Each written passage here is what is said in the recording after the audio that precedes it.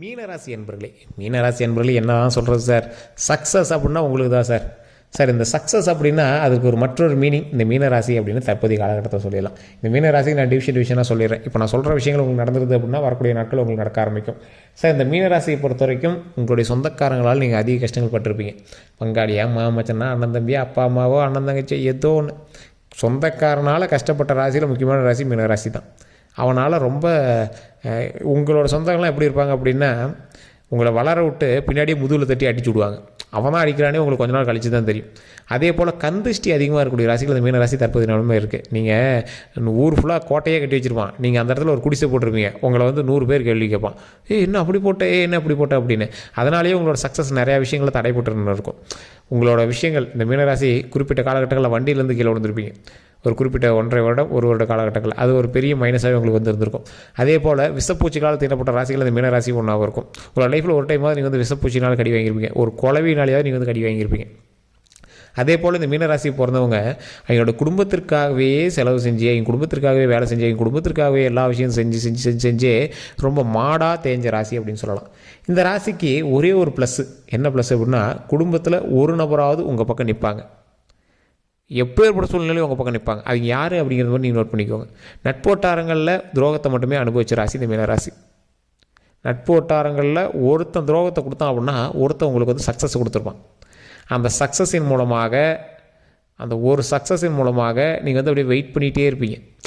சரி, அந்த ஒரு சக்ஸஸ் மட்டும் கிடச்சிருச்சு, அவன் ஒருத்தன் மட்டும் தான் எனக்கு பக்கத்தில் இருக்கான் அப்படின்னு நம்பி வந்துகிட்டே இருப்பீங்க. ஆனால் குறிப்பிட்ட நாளில் அவனையுமே நீங்கள் வந்து சந்தேகப்படுற நாட்களில் வரும். ஸோ இந்த ராசிக்காரர்கள் குடும்பம், நண்பன் இவங்க 2 பேர்த்தையுமே வந்து எட்ட வச்சு தான் பார்க்கக்கூடிய ராசிக்காரர்களாக இருக்கிறாங்க. இந்த ராசிக்கு இன்னும் ஒரே ஒரு ப்ளஸ் என்ன அப்படின்னா, தொழில் ரீதியாக நீங்கள் செய்யக்கூடிய விஷயங்கள் ஓரளவுக்கு சக்ஸஸ் வரும். ஆனால் அதுவுமே உங்களுடைய பார்ட்னர்ஷிப்போ இல்லை ஏதாவது வச்சிங்க அப்படின்னா அதையும் உங்களை ஏமாற்றிட்டு போயிடுவானுங்க. சரி, என்ன சார் எல்லாமே தப்பாக சொல்கிறீங்களே சார் அப்படிங்கிற மாதிரி இருப்பீங்க. சார் இதெல்லாம் உங்களுக்கு இத்தனை நாள் நடக்கலை அப்படின்னா இனி வரக்கூடிய நாட்கள் நீங்கள் எச்சரிக்கையாக இருந்தே ஆகணும் அப்படிங்கிற நாட்கள். சார் இந்த மீன ராசிக்காரர்கள் தொழில் பண்ணிட்டுருக்கீங்க அப்படின்னா, உங்களுடைய தொழில் பண்ணக்கூடிய இடத்துல கரெக்டாக நீங்கள் இப்போ தொழில் பண்ணிட்டுருக்கீங்க அப்படின்னா, தொழில் பண்ணக்கூடிய இடத்துல இருந்து உங்களுடைய ரைட் சைடு உங்களுடைய எதிரிகள் இருப்பாங்க. தொழில் பண்ணக்கூடிய இடத்துல வந்து ரைட் சைடு உங்களுடைய எதிரிகள் இருப்பாங்க. நீங்கள் ஒரு ஆஃபீஸில் சேர் போட்டே உட்காந்துருக்கீங்க அப்படின்னாலும் சரி, சார் ரைட் சைடில் செவுரு தான் சார் இருக்குது அப்படின்பீங்க. ஆனால் நல்லா நோட் பண்ணி பாருங்கள், உங்களோட ரைட் சைடில் இருக்கிற இது தான் உங்களுக்கு மிகப்பெரிய எதிரியாக இருப்பான். அதே மாதிரி உங்களுடைய குடும்பத்தில் உங்களுடைய தந்தை வழியில் இருக்கிறவங்க உங்களுக்கு ஒரு எதிரி கண்டிப்பாக இருப்பாங்க. அவங்க வந்து உங்களுடைய வளர்ச்சியில் ரொம்ப பொறாமைப்பட்டவர்களாக இருப்பாங்க. சார் மோஸ்ட்லி எல்லார் வீட்லேயுமே வந்து தந்தை வழியில் தான் சார் இருப்பாங்க அப்படின்னா, இந்த மீனராசி கன்ஃபார்ம் வந்து தந்தை வழியில் இருக்கிறவங்க மிகப்பெரிய ஒரு எதிரியாக இருப்பான். ஒரு ஆள் பேசாமையே இருப்பான், அந்த அளவுக்கு தான் இருப்பாங்க. அவங்களாம் நீங்கள் ரொம்ப எச்சரிக்கையாக இருக்கணும் அப்படின்னு தான் சொல்லணும் இந்த மீனராசியில் பிறந்தவங்க. அதே போல் இந்த மீனராசியில் பிறந்தவங்க கண்டிப்பாக ஒரு நாளாவது இந்த மாதிரி சிறைச்சாலை அல்லது கோர்ட்டு கேஸு இந்த மாதிரி விஷயங்கள் நீங்கள் கண்டிப்பாக பார்த்தே ஆகணும் அப்படிங்கிறது இருக்குது. ஒரு சிலருக்கு அது அமையிறதில்ல, அது ஒன்றும் அவங்களோட தசாபுத்தியை பொறுத்து அது வந்து ஸ்கிப் ஆகிடுது. ஸோ ஒரு சிலருக்கு வந்து இதெல்லாம் நீங்கள் போய் அட்டன் பண்ணணும் அப்படிங்கிற மாதிரிலாம் இருக்குது. சொத்து ரீதியான பிரச்சனைக்காகவாது நீங்கள் வந்து கேஸ் எதுலாம் போட்டிருப்பீங்க. ஒரு சிலருக்கு இன்னும் நடந்துகிட்டே தான் இருக்குது, அதுக்குன்னு ஒரு முற்றுப்புள்ளியே வந்திருக்காது. இந்த ராசிக்காரர்கள் வண்டி வாகனம் வாங்குவீங்க. வண்டி வாகனம், காரு, பைக்கு ஏதோ ஒன்று அதை வந்து அடிக்கடி மாற்றுறது வாங்குறது அப்படியே இருப்பீங்க. இதில் என்ன ஒரு ப்ளஸ் அப்படின்னா, இந்த வண்டி வாகனம்லாம் வாங்குறீங்கல்ல, இதெல்லாம் வந்து உங்களுடைய அசட் அப்படின்னு நீங்கள் வந்து நினச்சிட்ருப்பீங்க. இதை விட ப்ளஸ் பாயிண்ட்டான விஷயங்கள், நிலவலன், அவங்களுடைய பூர்வீக சொத்து, வீடு, இதெல்லாம் வந்து அசால்ட்டாக நீங்கள் வந்து வாங்கிடுவீங்க. ஒரு பூர்வீக சொத்துலாம் வந்து கிளியரன்ஸ் வாங்கணும், அதில் நீங்கள் வந்து அசால்ட்டாக வாங்குவீங்க. ஆனால் அதுக்கு உங்களுடைய எதிரிகள் அதிகமாக இருப்பாங்க, உங்களை எதிர்த்து நிற்பாங்க. அதெல்லாம் தாண்டி சக்ஸஸை நீங்கள் வந்து வாங்கிடுவீங்க. இருந்தாலும் ஒரு குறிப்பிட்ட விஷயத்தில் உங்களை ஏமாத்திருக்காங்களோ அப்படிங்கிற சந்தேகம் உங்களுக்குள்ளே இருந்துகிட்டே இருக்கும். சின்ன சின்ன விஷயங்கள் உங்களோட நண்பர்களுக்காகவும் உங்களுடைய உறவினர்களுக்காகவும் நீங்கள் வந்து விட்டு கொடுத்துருப்பீங்க. உங்களுடைய தாய் தந்தையர் வந்து உங்களுடைய இப்போ ஒரு 2 மகன்கள் இருக்காங்க, அதுக்கு வந்து தாய் தந்தையர் இருக்காங்க, அதில் நீங்கள் மீனராசிக்காரர்கள் அண்ணனாக இருக்கீங்க அப்படின்னா, உங்கள் தம்பிக்கு வந்து உங்களுடைய அப்பா அம்மா வந்து அதிகமாக கொஞ்சம் கான்சன்ட்ரேட் பண்ணுற மாதிரி உங்களுக்கே தெரியும். ஏன்னா இந்த மீனராசிக்காரர்கள் ஏமாற்று பேரொழிகள் அப்படின்னு சொல்லுவாங்க ஊரில். ஆனால் ஏமாந்த ஒரு ஆள் இருக்கான் அப்படின்னா அது மீனராசிக்காரனாக தான் இருக்கும். ஈஸியாக அவங்களை வந்து ஏமாற்றிடுவாங்க. உனக்கு தாம்பா அவ்வளோ பண்ணோம் அப்படின்னு வந்து ஈஸியாக அவங்களை வந்து மைண்ட் டைவர்ட் பண்ணிடுவாங்க. நீங்களும் பாவம் பார்த்து நிறைய பேருக்கு ஃப்ரீயாக விட்டுருவீங்க. ஸோ இந்த மாதிரி தான் உங்களுடைய காலகட்டங்கள் வந்து இத்தனை நாட்களாக போயிட்டுருக்கு. இந்த ராசிக்காரர்கள் இனியாவது வரக்கூடிய நாட்களில் குலதெய்வ வழிபாடு பண்ணுங்கள். இந்த குலதெய்வ வழிபாட்டினால மிகப்பெரிய நன்மை உண்டு. இந்த குலதெய்வ வழிபாடு பண்ணிவிட்டு நீங்கள் ஒரே ஒரு விஷயத்துக்காக மட்டும் எச்சரிக்கையாக இருந்தே ஆகணும்.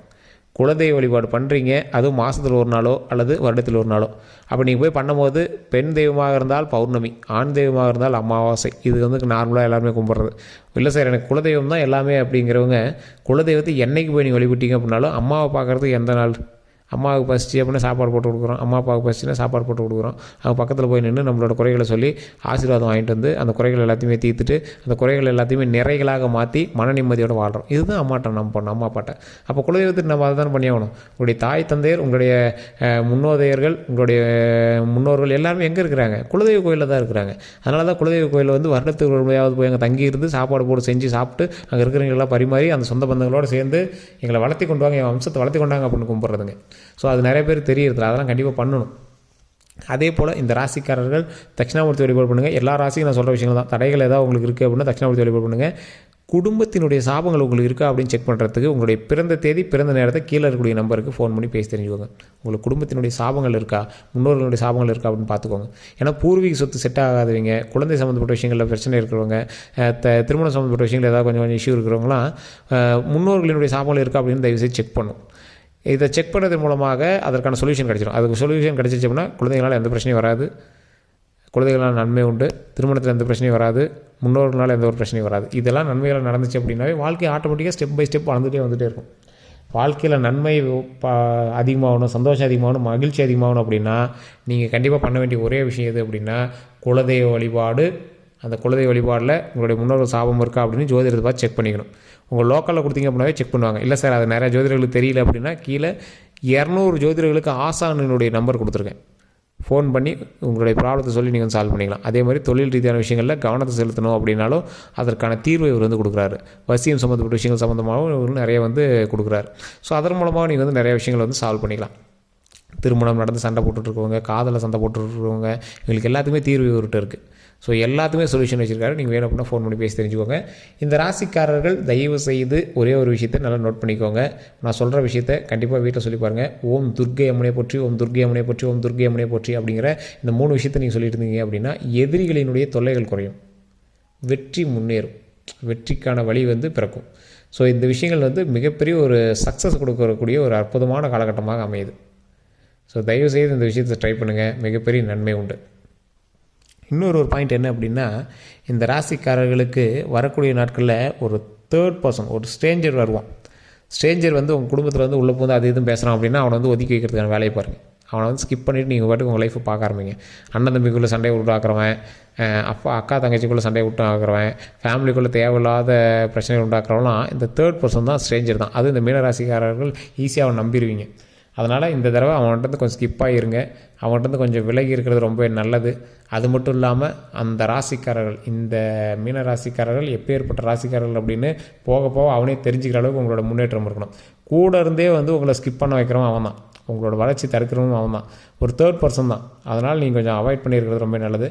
நட்போட்டாரங்கள்கிட்ட நட்போட்டாரத்தோடு வச்சுக்கோங்க, ரொம்ப வந்து எக்ஸ்ட்ரீம் போகாதீங்க. உங்களுடைய சக்ஸஸை மற்றவங்கள்ட்ட சொல்லாதீங்க. அந்த சக்ஸஸ் வந்து ஜெயிச்சதுக்கப்புறம் பார்த்துக்கலாம். அதனால் அதுக்கு முன்னாடி வேறு யார்ட்டையும் நீங்கள் வந்து சொல்லாதீங்க.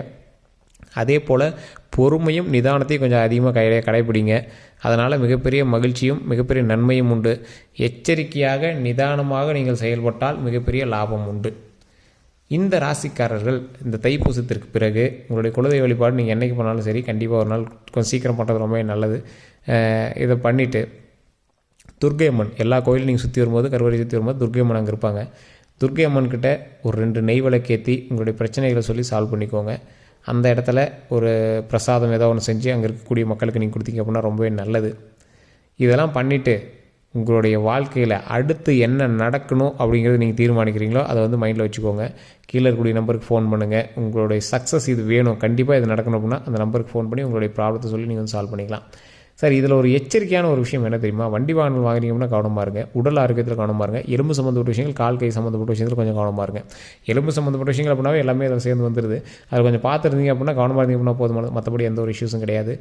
ஒரு முன்னோர்களுக்கு உங்களால் செய்ய முடிஞ்ச, உங்களோட வயசானவங்களாம் இருக்காங்க அப்படின்னா உங்களால் செய்ய முடிஞ்ச ஒரு நல்ல விஷயத்தை செய்யுங்க. ஒரு பெட்ஷீட்டோ, எங்களுக்கு ட்ரெஸ்ஸோ அல்லது உணவோ, அவங்களுக்கு என்ன தேவையோ அதை வந்து செஞ்சீங்க அப்படின்னா எங்களுக்கு ஒரு சந்தோஷமான மனநிலை உண்டாகும். அந்த சந்தோஷமான மனநிலையின் மூலமாக மிகப்பெரிய நன்மையும் உண்டாகும். எந்த அளவுக்கு நீங்கள் வந்து முன்னேறி வரீங்க அப்படின்னா, உங்களுடைய வாழ்க்கையில் நீங்கள் முன்னாடி வர்றது உங்களுடைய எதிரியே உங்கள் பக்கத்தில் வந்து உங்கள்கிட்ட கை கொடுத்து பேச ஆரம்பிப்பான். நீங்கள் எத்தனை நாள் எதிரியாக நினச்சிங்களோ அவனே உங்களுக்கு மரியாதையை கொடுத்து உங்கள் பக்கத்தில் வந்து கை கொடுத்து பேச ஆரம்பிப்பான். அந்த மாதிரி நாட்கள்லாம் வெகு தூரத்தில் இல்லை.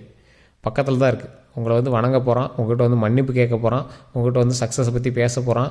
நீங்கள் பார்த்துக்கலாம்பா அப்படின்னு சொல்லுவீங்க. அந்த அளவுக்கு வந்து நீங்களுமே வந்து இறங்கி வந்து அவன்கிட்ட பேசுவீங்க.